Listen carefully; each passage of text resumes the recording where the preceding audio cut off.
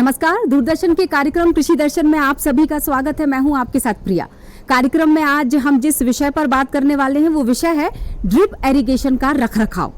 Drip irrigation यानी टपक सिंचाई। पानी की बचत होती है, ऊर्जा श्रम की बचत होती है। यानी कि देखा जाए तो थोड़े से पानी से साल भर खेती करने में मदद मिल सकती है। लेकिन जहां ये आधुनिक तकनीक मदद करती है, वहीं ये अड़चनों में भी डाल सकती है अगर इसका ठीक से रखरखाव ना किया जाए।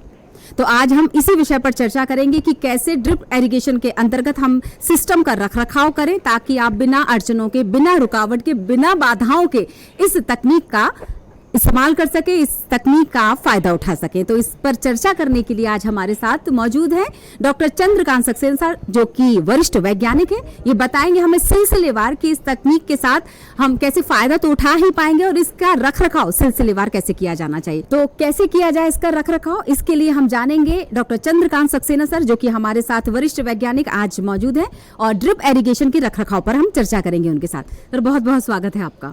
धन्यवाद और मेरा अभिवादन सभी किसान भाइयों को बहुत बहुत नमस्कार। सर, सवाल यहीं से उठकर चला आता है जब मैं कह रही हूँ कि जैसे जैसे समय बीतता चला जाता है तो इसकी आवश्यकता कब महसूस होने लगती है?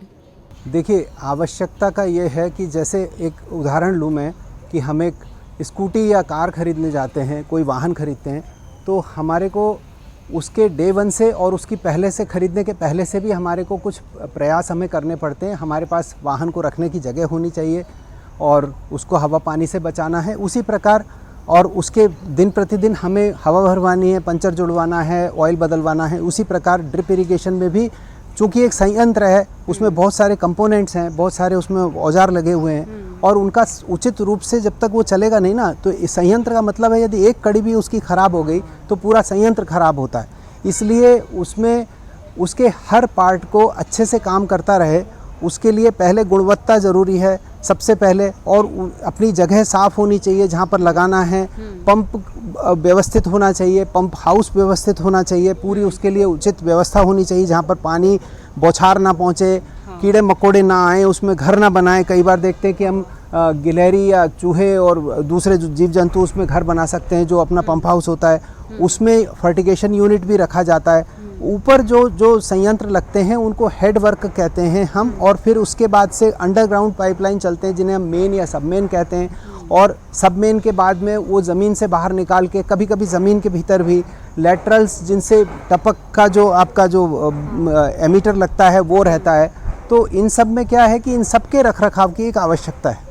इसका मतलब इसमें बहुत सारी चीज़ों का इन्वॉल्वमेंट होता होगा इस ड्रिप एरीगेशन सिस्टम में। जैसे कि कुछ शब्द हमने सुने हुए हैं, अगर फ्लश की बात करें या जो आप पाइपलाइन की भी बात कर रहे थे, तो उसको कैसे एक एक सिस्टम को समय समय पर चेक करना पड़े, उसके लिए ध्यान रखना, और दूसरा कि कैसे समझें कि अब यहाँ पर गड़बड़ी आ चुकी है। विभिन्न प्रकार के फ़िल्टर होते हैं। देखिए, जैसे सैंड फिल्टर है, ये उन जगहों पर हम ज़्यादा करते हैं जहाँ पर ज़मीन के पानी में तो अधिकतर रेत नहीं निकलती है, लेकिन कुछ जब हमारे नदी या तालाबों से पानी आता है तो सैंड फिल्टर की आवश्यकता पड़ती है। और नहीं तो हमारे पास जो मीडिया फ़िल्टर कहलाते हैं जिसमें भी सैंड भरी जाती है और ग्रेवल भरे जाते हैं, उनको समय समय पर साफ़ करना पड़ता है। और जो मैंने कहा कि आपको इसमें प्रेशर गेजेस लगे रहते हैं, तो प्रेशर गेजेस में जब भी एक निश्चित अंतराल पे प्रेशर ड्रॉप होता है उसके आगे और पीछे, इसका मतलब है कि वो जाम हो गया है, उसमें मिट्टी, गाद, जो कीचड़ है या पत्ते हैं वो अटक गए हैं, तो उसका करना ही है। लेकिन सबसे पहले मैं आऊँ कि सबसे पहले जब आपका संयंत्र लग रहा होता है तो पाइप कटते हैं, विभिन्न साइज़ के पाइप काटे जाते हैं और उनकी छीलन भी निकलती है। वो छीलन भी देखिए उन्हीं में रह जाती है।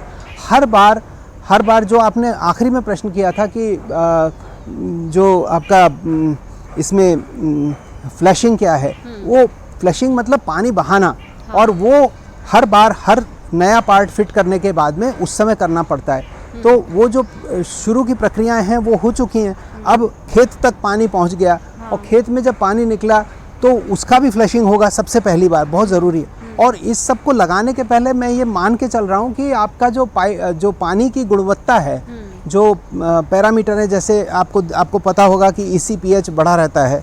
जिन जगहों पर नमक घुलनशील नमक है मौजूद, उस जगहों पर कुछ विशेष आवश्यकता होती है, कुछ विशेष फ्रीक्वेंसी उसकी बढ़ जाती है बार बार उसको सफाई करने की। जैसे कीचड़ में गाड़ी चल रही है या रोड पे चल रही है तो रोड पे जो चल रही है अर्बन एरिया में उसको बार बार सफाई करने की ज़रूरत नहीं है। उसी प्रकार खेतों में जो काम कर रहे हैं वो पानी जैसा है, जल जैसा उपलब्ध है किसान के खेत पर, उसके हिसाब से उस पर रख रखाव किया जाता है। सर तो फिर इसके फ़ायदे भी जानना ज़रूरी है कि अगर प्रॉपर रख रखाव किया जाए तो आपको ये फ़ायदे मिलेंगे। देखिए, मुख्य उद्देश्य हमारा है कि हमें अच्छी गुणवत्ता की फसल पैदा करनी है, बेहतर फसल पैदा करनी है, अधिक मात्रा में फसल पैदा करनी है। उसके लिए उस संयंत्र को पूरी तरह से फिट होना चाहिए, तंदुरुस्त होना चाहिए और स्वस्थ होना चाहिए। जिस प्रकार हमें एक अच्छे संयंत्र में उसके हर एलिमेंट को बेहतर उपयोग करने की ज़रूरत है, और उसका मुख्य उद्देश्य हमारा यही है कि हमें उस फसल के अच्छी गुणवत्ता की फसल चाहिए, अधिक मात्रा में पैदावार चाहिए और अधिक अच्छे से सारे कार्य करते रहें। बार बार उसको ठीक कराने के लिए बाहर से मिस्त्री बुलाने की ज़रूरत ना पड़े। तो मैं किसान भाइयों से निवेदन करता हूं कि वो अधिक से अधिक उसका देखभाल करें। देखभाल ही है रख रखाव, तो वो देखभाल करें और उससे उसकी गुणवत्ता लंबे समय तक मौजूद रहेगी। और होता क्या है कि समय समय पर यदि हम उसका रिपेयर करते रहते हैं और उसका मेंटेनेंस करते रहते हैं तो उसके ज़्यादा रिपेयर की ज़रूरत नहीं पड़ती है। तो इसका मतलब ये है कि अगर हम इंस्टॉलेशन के वक्त ही थोड़ी सी सावधानी रख लें तो रख रखाव वाली जो स्थितियां बन रही हैं वो थोड़ा सा ड्यूरेशन लंबा हो सकता है। बिल्कुल सही आपने बात पकड़ी है, ऐसा ही होता है। और रखरखाव में मुख्य कार्य जो हैं, एक बार लगाने के पहले के जो हैं, मैंने बताया कि लगाने वाले तो कंपनी के लोग आते हैं जहाँ से हम खरीद रहे हैं, या कोई इंडिपेंडेंट बॉडी हो जो आपको लगाती हो, तो उन्हीं से लगवाना है। आम आदमी से जो हल्का जानकार है उससे नहीं लगवाना है, क्योंकि कई जगहों पर कई फिटिंग्स ऐसी होती हैं जिसको लोग भूल जाते हैं, गलत जगह भी लगा देते हैं, गलत जगह मीटर भी लगा देते हैं। वो सब नहीं होना चाहिए। तो वो तो मैं किसान भाइयों के ऊपर मैं कहूँगा, उनको निवेदन है मेरा कि वो किसी जानकार से ही लगवाएं। ऐसा ही एक सवाल और आया था, सीजन के पहले का इंस्टॉलेशन और जब सीजन निकल जाता है, क्या उसके बाद की भी कुछ चीज़ों का ध्यान रखा जाना चाहिए? सीजन के पहले तो पूरे संयंत्र में लगा करके देखें सभी जगह बराबर मात्रा में प्रेशर है, बराबर मात्रा में पानी पहुंच रहा है, उसकी गुणवत्ता अच्छी है, कहीं पर कोई फिल्टर जैम नहीं है।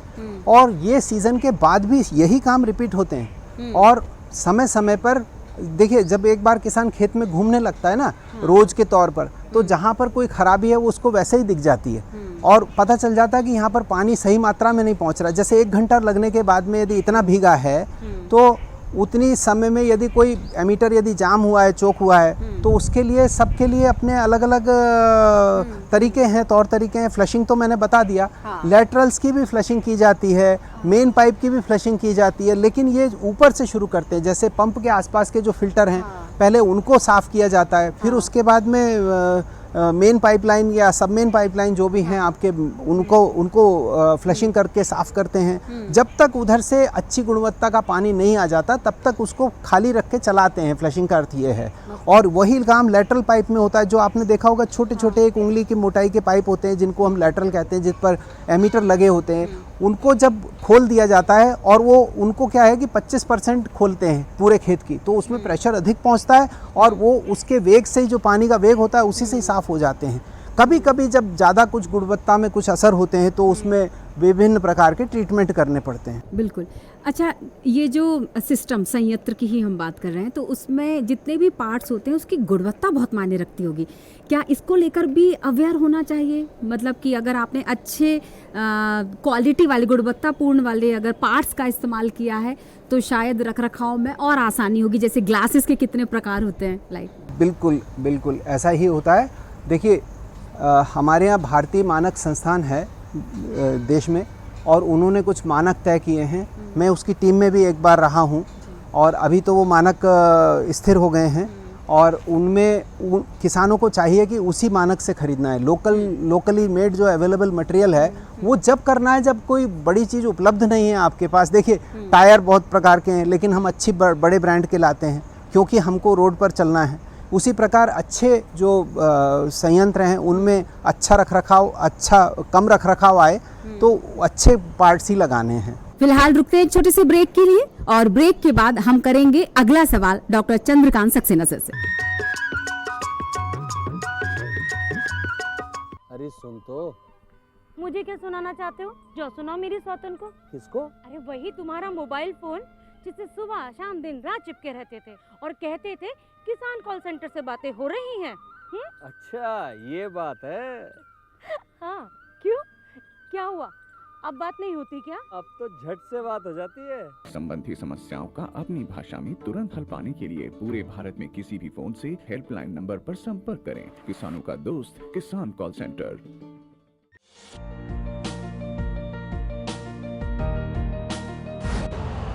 यूरिया का स्वदेशी उत्पादन 70 लाख टन बढ़ाने के लिए 6 उर्वरक संयंत्रों का उद्धार किया जा रहा है। FCIL के गोरखपुर, सिंदरी, तलचर और रामागुंडम संयंत्र, HFCL की बरौनी इकाई और BVFCL की नामरू फोर्थ। सोने पर सुहागा ये है कि देश में अब बनेगा सिर्फ नीम लेपित यूरिया, क्योंकि इससे होगा किसानों का फायदा ही फायदा। अनाज का उत्पादन 10% तक बढ़ेगा। बढ़ेगी 10 से 15% नाइट्रोजन क्षमता।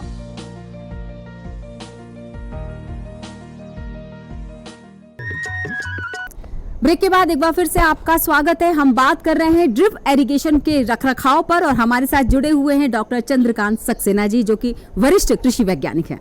सर, कौन सा वाला हिस्सा है जिसको सबसे ज्यादा देखरेख की जरूरत पड़ती है, मतलब जिसमें सबसे ज्यादा रखरखाव किया जाना ही चाहिए? बहुत बढ़िया, उचित प्रश्न किया आपने। ये किसानों को सबसे ज़्यादा ज़रूरी होता है। दो जगह ऐसी होती हैं जहाँ पर हमेशा किसानों को बहुत ज़्यादा ध्यान देने की ज़रूरत होती है। एक होता है जो प्राइमरी और सेकेंडरी फ़िल्टर हैं, ऊपर लगे हुए हैं जो पंप के पास में, वो लगे हुए हैं। वहाँ पर डिस्क फ़िल्टर, आजकल स्क्रीन फ़िल्टर के बदले में डिस्क फ़िल्टर लगा देते हैं। उसको खोल के साफ़ किया जा सकता है टब में रख करके पानी से। कभी कभी उसमें थोड़ा सा एसिड ट्रीटमेंट भी किया जाता है और वो अच्छे से चलने लगता है। उसके अक्रॉस में जो प्रेशर ड्रॉप होता है ना, तो वो पकड़ लेते हैं कि अब ये प्रेशर ड्रॉप हो रहा है, तो अब इसमें जाम आ गया। अदरवाइज़ दूसरी चीज़ ये है कि जो एमीटर है, जहाँ पर एमीटर लगाए हुए हैं पौधे के पास में, जिनसे बूंद बूंद गिरती है, वो भी अक्सर जाम होते हैं। और वो जाम होने के पीछे जो है वो मुख्य कारण क्या है, वो मैं आपको बताऊं यहाँ पर कि 3 प्रकार के कारण हैं। फिजिकल क्लॉगिंग, हम अंग्रेजी में क्लॉगिंग कहते हैं, मतलब जाम हो जाना। और उसमें फिजिकल क्लॉगिंग है जो बाहर से कुछ सामान आ गया और वो अटक गया। दूसरा होता है बायोलॉजिकल क्लॉगिंग, जैसे काई वगैरह अंदर पाइपों में जो संयंत्र पड़ा हुआ है, आपने कहा था ना शुरू में, तो वो कुछ समय में जब सीज़न के बीच में आप चलाएंगे और मान लीजिए आप चलाना भूल गए कोई लाइन, तो उसमें एक काई वगैरह जनरेट हो जाती है, वो उसमें जा कर के फंसती है। कभी कभी उसमें कुछ और भी चीज़ें आती हैं, जैसे रूट भी, कभी कभी पेड़ थोड़ा ज़मीन से टच है, उसमें कीड़े मकोड़े घुस जाते हैं, छोटी चींटियाँ घुस जाती हैं, वो अपना घर बनाने की कोशिश कर लेती हैं, तो वो जाम हो जाती है। दिखने लगता है कि वो जाम है, तो उनको भी सफाई करने की ज़रूरत है। यदि वो खुलने वाला है और खोल करके हम साफ़ कर सकते हैं तो ज़रूर करना चाहिए। यदि वो बदलने वाला है तो उसको निकाल करके बदलना है। बहुत महंगे नहीं होते, थोड़े सस्ते होते हैं, आजकल विभिन्न प्रकार के आते हैं। इसका मतलब ये है कि मशीन खुद बता देती है कि अब मैं ख़राब होने की प्रोसेस पर आ चुकी हूँ। बिल्कुल बता देती है। और किसान जो लोग लगा के रखते हैं लंबे समय तक, वो 1-2 साल में उनको अनुभव हो जाता है, एक सीज़न में अनुभव हो जाता है। तो एसिड सुना हुआ मैंने, क्लोरीफाइड, ये क्या काम करते हैं, कैसे काम करते हैं और कैसे फ़ायदेमंद? ये जो एसिड ट्रीटमेंट है और क्लोरीन ट्रीटमेंट है, ये इससे लोग किसान स्वयं से बगैर ट्रेनिंग के ना करें, पहला निवेदन ये है। दूसरा ये है कि एसिड ट्रीटमेंट की जब आवश्यकता पड़ती है, जब लवण है जो उसमें आकर के इकट्ठे होने लगते हैं उनके सरफेस पे, वहाँ पर दिखने लगता है सफ़ेद सफ़ेद पदार्थ, कैल्शियम मैग्नीशियम के उसमें ये होते हैं, कंपाउंड होते हैं, परत जैसी होती है, उसको दूर करने के लिए, जो फिजिकल क्लॉगिंग है उसको दूर करने के लिए आपको कहा गया है कि आपको एसिड ट्रीटमेंट करना है। तो एसिड ट्रीटमेंट जहाँ से फर्टिगेशन दिया जाता है वहाँ से शुरुआत करते हैं उसको, उसमें वहाँ से वो खींचता है और उसका सांद्रता, उसका कॉन्सेंट्रेशन इनको किसी टेक्निकल आदमी की देखरेख में करना चाहिए, खुद से नहीं करना चाहिए।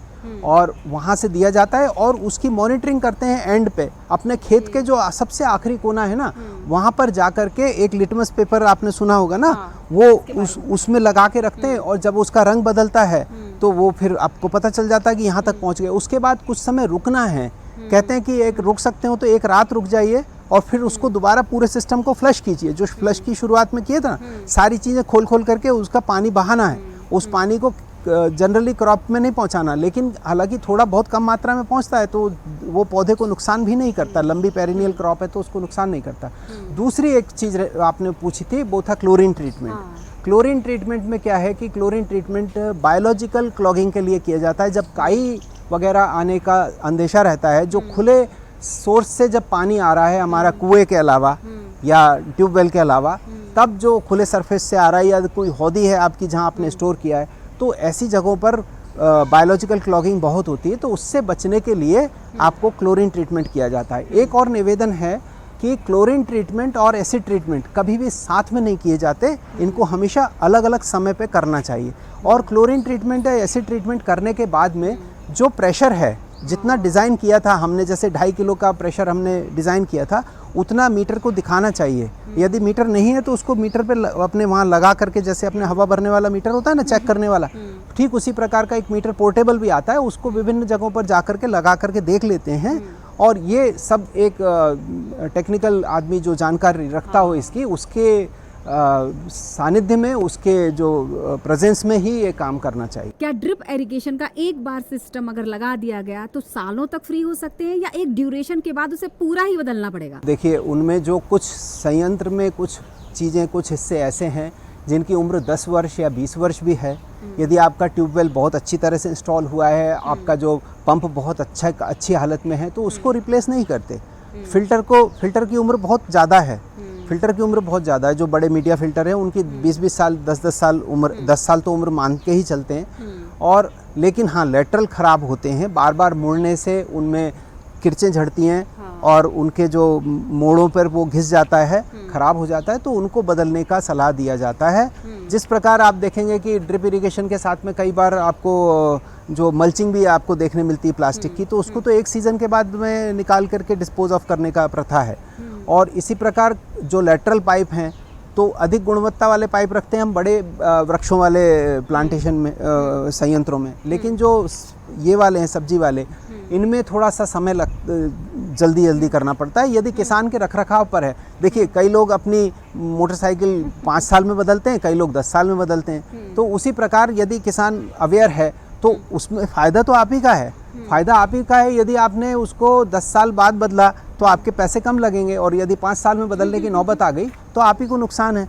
तो मेरा ये निवेदन है कि आप उसका रखरखाव उचित ढंग से करें, जिससे कि आपको उसको बार बार बदलने की ज़रूरत ना पड़े। जैसे कि हम इसके रखरखाव पर चर्चा कर रहे हैं, इसकी चुनौतियों पर चर्चा कर रहे हैं, तो हम थोड़ा सा इसके फ़ायदे पर भी बता देते हैं कि क्यों ड्रिप इरिगेशन का इस्तेमाल किया जाना चाहिए। कहीं ऐसा ना हो इस बातचीत के साथ कि रखरखाव बहुत मुश्किल वाला काम है, लेकिन चूंकि इसके फ़ायदे बहुत ज़्यादा हैं, इसलिए रखरखाव हमारी जिम्मेदारी भी बन जाती है। मैंने कई प्लेटफॉर्म पर बताया है, इसका जिक्र किया है। फसल यदि आपकी 2 गुनी पैदावार बढ़ रही है, लगभग 2 गुनी पैदावार बढ़ ही जाती है सब्जियों में तो, और फ्रूट्स में भी, और दूसरी अन्य फसलों में भी, और उसके बढ़ने के साथ साथ पानी की बचत होती है। पानी की बचत देखिए किसान भाई को स्पष्ट रूप से दिखाई नहीं देती है, लेकिन एक बार का आज का अपना बचा हुआ पानी कल के लिए उपयोगी है, और वो बहुत ज़रूरी चीज़ है। पूरे देश में पानी के प्रति जागरूकता बढ़ रही है धीरे धीरे, और लोग इसमें काम कर रहे हैं। किसानों में भी जागरूकता आ रही है, लोग कम पानी का उपयोग करना चाहते हैं। कम पानी के उपयोग से आपको दूसरा एक फ़ायदा जो दिखाई नहीं देता है कि हम अपना एरिया बढ़ा सकते हैं।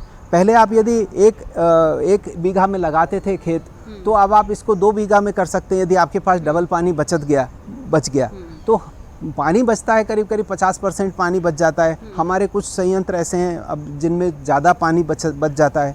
तो यदि जितना ज़्यादा पानी बच रहा है उतना आपके पास आवश्यक, आप उसको रोक सकते हैं। फिर फसल की पैदावार की गुणवत्ता बढ़ जाती है। देखिए, ड्रिप में पैदा की हुई फसल और जो आम खेत में पैदा की गई फसल है, उसमें देखेंगे कि रोग वगैरह ज़्यादा लगते हैं, और जो ड्रिप से पैदा हुई है वो स्वस्थ होती है, भारी होती है। तो बड़े साइज़ के आपके बैंगन लगते हैं या जो भी फ्रूट लगना है, तो उससे भी किसान को बेहतर आमदनी होती है, और उस आमदनी से जो है किसान का और हमारे देश का, पूरे देश का कल्याण होता है। बिल्कुल सही बात है। टपक सिंचाई जैसे बूंद बूंद एकदम पौधे की जड़ तक पहुंचा देना, इसलिए इस ड्रिप एरिगेशन का बहुत महत्व है। लेकिन इसका फ़ायदा तभी लिया जा सकता है और लंबे समय तक फ़ायदा लिया जा सकता है जब आप इसका रखरखाव समय समय पर करते रहें। इसी उद्देश्य से आज ड्रिप एरिगेशन के रखरखाव पर हम चर्चा कर रहे थे। हमारे साथ है डॉक्टर चंद्रकांत सक्सेना सर, जो कि वरिष्ठ वैज्ञानिक हैं। इनका यही धन्यवाद करते हैं। बहुत बहुत शुक्रिया सर। फिर किसी रोज शुक्रिया किसी एक सभी और- किसान भाइयों को पुनः प्रणाम, धन्यवाद। डॉक्टर चंद्रकांत सक्सेना सर को यही धन्यवाद करने के साथ चलिए आपको लिए चलते हैं खबरें खेती की देखने। नमस्कार किसान भाइयों, खबरें खेती की में आपका स्वागत है। चलिए सबसे पहले एक नजर कृषि से जुड़े आज के प्रमुख समाचारों पर। प्रगति प्रोजेक्ट शुरू, किसानों की बढ़ेगी आमदनी, मछली उत्पादन हुआ अंतर्राष्ट्रीय, भावांतर योजना में शामिल धान और खेती से कंपनी की ओर महिला किसान। और चलिए अब देखते हैं समाचारों को विस्तार से।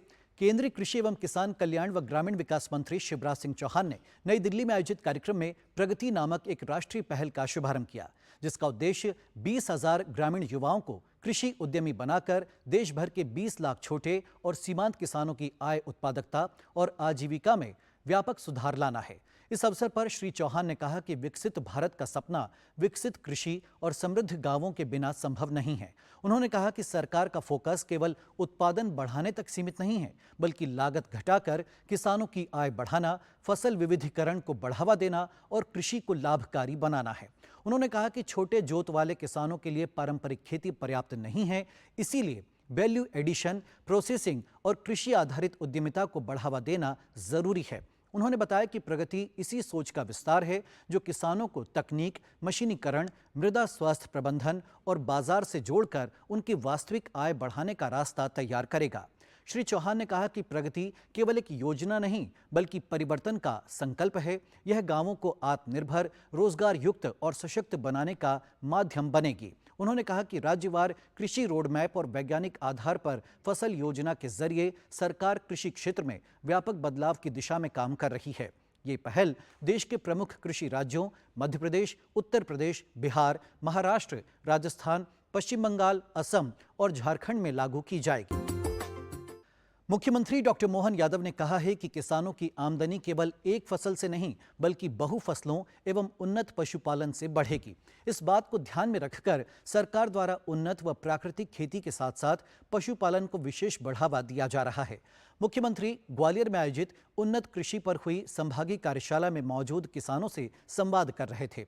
उन्होंने कहा कि वर्तमान में मध्य प्रदेश दुग्ध उत्पादन में देश में तीसरे स्थान पर है। हम अगले 5 वर्षों में मध्य प्रदेश को दुग्ध उत्पादन में नंबर 1 राज्य बनाएंगे। इसी कड़ी में सरकार नेशनल डेयरी विकास योजना के तहत ग्वालियर दुग्ध संघ सहित सांची दुग्ध उत्पादन संघ को भरपूर मदद दे रही है। उन्होंने कहा कि प्रदेश में सिंचाई रकबे में लगातार बढ़ोतरी हो रही है। साल 2023 में प्रदेश का सिंचाई रकबा मात्र 7.5 लाख हेक्टेयर था, जो अब बढ़कर करीब 50 लाख हेक्टेयर हो गया है। इसे हम 100 लाख हेक्टेयर तक ले जाएंगे। डॉक्टर यादव ने कहा कि प्रदेश सरकार द्वारा गौ संरक्षण एवं स्वदेशी गाय पालन को विशेष बढ़ावा दिया जा रहा है। सरकार ने इसी कड़ी में नगरीय क्षेत्रों में निराश्रित गायों को बंद करने के लिए कार्यरत खिड़क प्रणाली को समाप्त कर दिया है और बड़े पैमाने पर गौशालाएं स्थापित की जा रही हैं। कार्यक्रम में किसान कल्याण एवं कृषि विकास मंत्री एदल सिंह कंषाना सहित अन्य जनप्रतिनिधि तथा बड़ी संख्या में किसान उपस्थित रहे। मुख्यमंत्री डॉक्टर मोहन यादव ने कहा है कि अन्नदाता की समृद्धि के लिए राज्य सरकार प्रतिबद्ध है। इसी उद्देश्य से किसान कल्याण वर्ष में प्रदेश में पशुपालन, मत्स्य पालन जैसी आय बढ़ाने वाली गतिविधियों को बढ़ावा दिया जा रहा है। अन्नदाता की समृद्धि के लिए कृषि के साथ साथ मत्स्य पालन क्षेत्र में भी अपार संभावनाएं विकसित हो रही हैं। मध्य प्रदेश एकीकृत मत्स्योद्योग नीति 2024 के अंतर्गत मत्स्य उत्पादन गतिविधियों को अंतर्राष्ट्रीय विस्तार दिया जा रहा है। इसी सिलसिले में कुवैत की कंपनी और इंदौर की कंपनी के बीच हुआ एग्रीमेंट प्रदेश में मत्स्य पालन और मछुआ कल्याण के क्षेत्र में नया इतिहास रचेगा। मुख्यमंत्री ने कहा कि मध्य प्रदेश में मत्स्य पालन विकास के लिए पर्याप्त जल संरचनाओं के भंडार हैं। इससे देश की खाद्य आवश्यकताओं की पूर्ति करने के साथ साथ निर्यात को भी बढ़ावा मिलेगा। कृषि और खाद्यान्न के विकास को लेकर मध्य प्रदेश में अपार संभावनाएं हैं। यह अनुबंध मध्य प्रदेश को देश का अग्रणी मत्स्य निवेश और निर्यात केंद्र बनाने की दिशा में एक प्रयास है। मुख्यमंत्री डॉक्टर मोहन यादव ने कहा कि अब प्रदेश में धान की फसल पर भी भावांतर योजना का लाभ दिया जाएगा। इसके तहत राज्य सरकार धान उत्पादक किसानों को न्यूनतम समर्थन मूल्य और बाजार मूल्य के बीच के अंतर की राशि का सीधा भुगतान उनके खातों में करेगी।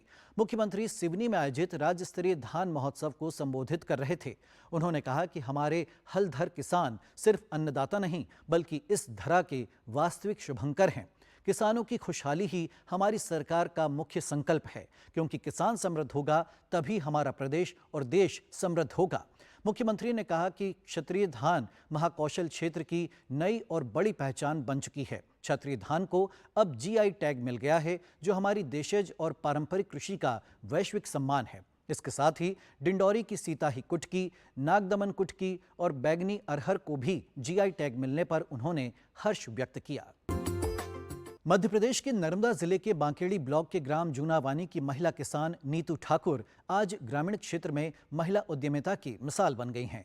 ग्राम जूनावानी और आसपास के क्षेत्रों में चना, तुअर और मसूर जैसी दलहनी फसलों का उत्पादन अधिक होता है।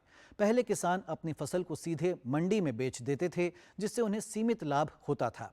नीतू ठाकुर ने सोचा कि अगर दाल का स्थानीय स्तर पर प्रसंस्करण किया जाए तो किसानों को अधिक लाभ मिल सकता है।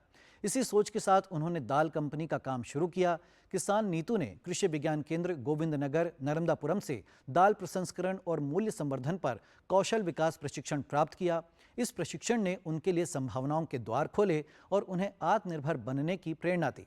उन्होंने पारंपरिक खेती के साथ दाल कंपनी का कार्य शुरू किया, जिससे उन्होंने न केवल अपनी आय को बढ़ाया बल्कि गांव की अन्य महिलाओं के लिए भी रोजगार के अवसर तैयार किए। नीतू ठाकुर ने महसूस किया कि दाल प्रसंस्करण के माध्यम से उत्पादों को मूल्य बढ़ाकर बेहतर आय अर्जित की जा सकती है। शुरू में उन्होंने छोटे स्तर पर दाल प्रसंस्करण इकाई शुरू की। उन्होंने अपने उत्पादों को स्थानीय बाजारों में बेचना शुरू किया। उनका ध्यान गुणवत्ता और ग्राहकों की संतुष्टि पर था।